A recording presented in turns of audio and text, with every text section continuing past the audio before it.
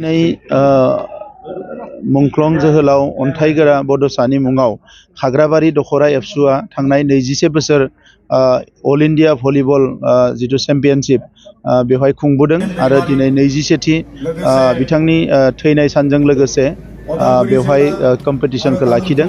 बेवहाय जों बयबो बाहागो लादों। जोंनि स्पिकार बिथां, स्पर्ट्सनि EM बिथां, तामुलपुरनि MLA बिथां, जों बयबो बाहागो लादों आरो खाग्राबारि दख'रा एबसुआ अन्थाइगोरा बड'सानि गोसो गोरबोजों जि हारि सिबिनाय, बिथांनि जि सेक्रिफाइस, बेखौ अरायसम अराय गोजोर खालामनो थाखाय बे अल इन्डिया लेभेलनि जि मोनसे स्पर्ट्स बिथांमोना बेवहाय खुंबोबाय थादों भलिबल बादायलायनाय। बिनि थाखाय आं बिथांमोननो साबायखर बावो।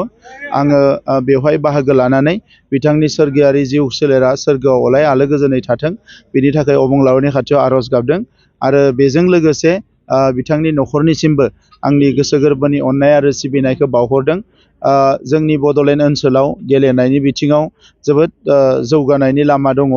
फुटबल, बक्सिं, आर्चारि, गुबुन गुबुन एथलेटिक्सफ्रावबो जोंनि लाइमोनफ्रा जोबोद गेलेयो आरो जोंहा दायो गोबां नेशनेल इन्टारनेशनेल प्लेयारफोर दङ। ओंखायनो देग्लाय बोसोराव 100 प्लेयारखौ कनकेश्वर नार्जारि मुङाव जोङो स्पर्ट्स एक्सेलेन्स एवार्ड देग्लाय होनाय जादों बिटिआर सरकारनिफ्राय आरो गंनै फुटबल एकाडेमि जोङो लुफुंनो थाखाय आखायाव लानानै दङ। बे खामानिखौ जोङो मावफुंगोन आरो दिनै बिथांखौ गोसोखांनानै बिथांनि मुङाव खाग्राबारि दख'रा एबसुजों लोगोसे जों बिटिआर सरकाराबो खाग्राबारियाव मोनसे नेशनेल स्टेन्डार्डनि भलिबल एकाडेमि गायसननो थाखाय थिग खालामदों आरो बेवहाय 2.5 कोटि रां खरस खालामनानै मोनसे नेशनेल स्टेन्डार्ड मोनसे भलिबल एकाडेमि बेवहाय गायसननाय जागोन। जों नुबाय माने गुबुन समाव बेबायदि खेलाफोरखौ बाहायनो हायैनि थाखायनो अभाबा जाबाय इनडोर स्टेडियाम बे माबाफोर पलिसि दं? इनडोर स्टेडियामनि थाखाय मोनसे डिजाइन जों खालामबाय थादों आरो जों दा 5 करोड़ जि मोनसे 5 करोड़नि स्टेडियाम जों गायसननो आखायाव लादों बिर सिलागांनि मुङाव।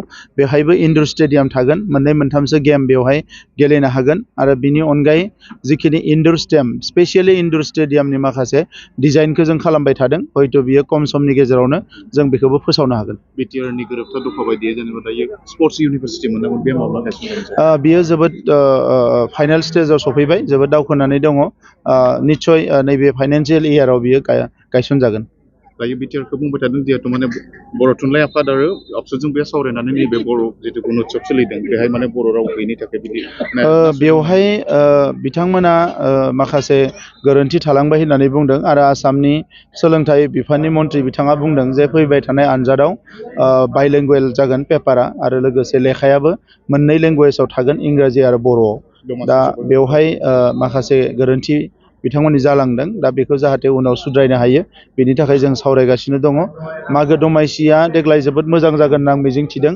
थांनाय समाव जिखिनि फुजा फाथाल जालांबाय बिटिआर ओनसोलाव गोजोन फैनायलाय गासैबो मोजाङै खुंजालांदों आरो निस्सय मागो दमासिखौबो जोंनि आइ आफा रायजो राजाया जोबोद गाजा गोमजायै खुंगोन, आं बेखौ मिजिंथिदों आरो बयनिसिमबो मागो दमासिनि गाहाम हामलायनाय बावहरनाय जाबाय। लाइमोनफोरखौ जों मागो होननानै बांसिनै लोंनाय जानायफोरा बारा जाबाय। लोंनाय जानाया मोनसे जोंनि हारियाव ट्रेडिसन बायदि लाबोदों, नाथाय लोंनाय जानायखौ खमायनो हायाब्ला जोंहा गुबुन खहा जागोन। दा बिनिखायनो आसामनि चिफ मिनिस्टार बिथाङाबो गोबां बेवहाय गोख्रों राहा लादों।